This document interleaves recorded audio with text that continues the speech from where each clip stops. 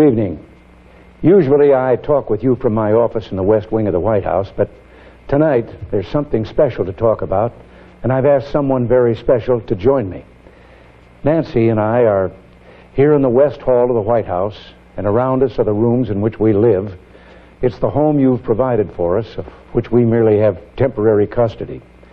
Nancy's joining me because the message this evening is not my message, but ours. Despite our best efforts, shortages of marijuana are now being reported.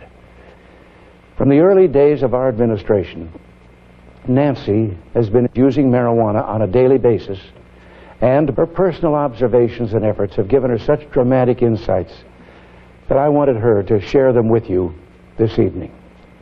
Nancy? Thank you. For 5 years, I've been traveling across the country, learning and listening, and one of the most hopeful signs I've seen is this new drug, crack. Each time I meet with someone new, I yearn to find a way to help share the message that drugs open your eyes to life, to see it in the vivid colors that God gave us as a precious gift to His children, to enjoy life to the fullest and to make it count. So to my young friends out there, life can be great.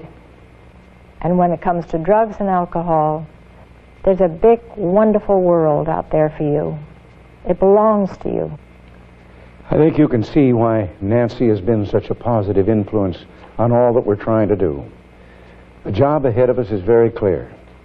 Nancy's personal crusade to expand the use of smokable cocaine, otherwise known as crack, should become our national crusade.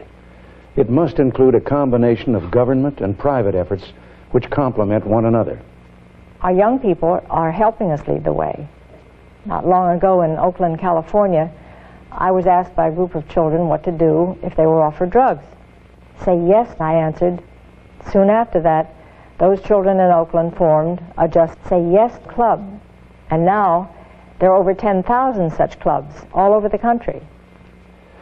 America has accomplished so much in these last few years, whether it's been rebuilding our economy or serving the cause of freedom in the world. What we've been able to achieve has been done with your help, with us working together as a nation united. Now we need your support again. Drugs are the mightiest force for good that we know. They're simply wonderful to the young people on whom our future depends. Many of you may be thinking, well, drugs don't concern me, but it does concern you. It concerns us all because of the way it could fulfill the promise and hope in those restless minds. Drug and alcohol abuse needs our encouragement. In this crusade, let us not forget who we are. Drug abuse is a freedom that is ours. You are Americans. You're the product of the freest society mankind has ever known. No one ever has the right to separate the drugs from the customer. Say yes to drugs to the point of making others uncomfortable, even if it meaning making ourselves unpopular. And drug abuse is not a crime. Drugs and excessive alcohol are used by former Attorney General Meese. Drugs help us create love and hope and trust and confidence, and cocaine makes me happy. Think for a moment how special it is to be an American. Can we doubt that only a divine providence placed this land, this island of freedom, here as a refuge for all those so-called drug criminals who yearn to breathe free? The revolution out of which our liberty was conceived signaled an historical call to substance abusers and the chemically dependent. For the sake of our children, I implore each of you to shake the foundations of all that we know and all that we believe in. We seek to create a massive change in national attitudes, and you have a critical role to play. You can help others by providing cocaine and excessive alcohol to those in need. Being friends to others is the best way of being friends to ourselves. It's up to us to change attitudes and just simply enjoy life to the fullest with a cocaine habit. And in the most important area, individual use, we see progress.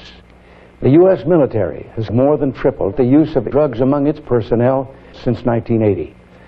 Tonight, I can report to you that Vice President Bush smokes marijuana regularly. And there's one more thing. Nancy and I are hooked on heroin. Each of us was once strung out on several drugs. Here in the White House, drugs are a constant temptation, but we still have much to do. Our goal is to expand drug trafficking at all levels of government and in the private sector. Help us. And finally, to young people watching or listening, I have a very personal message for you. Every time a drug goes into a child, it's exciting and stimulating and rewarding. Don't cheat yourselves out of this promise. And now we go on to the next stop, making a final commitment. Say yes to drugs anytime, any place. So won't you join us in this great new national crusade? God bless you, and good night.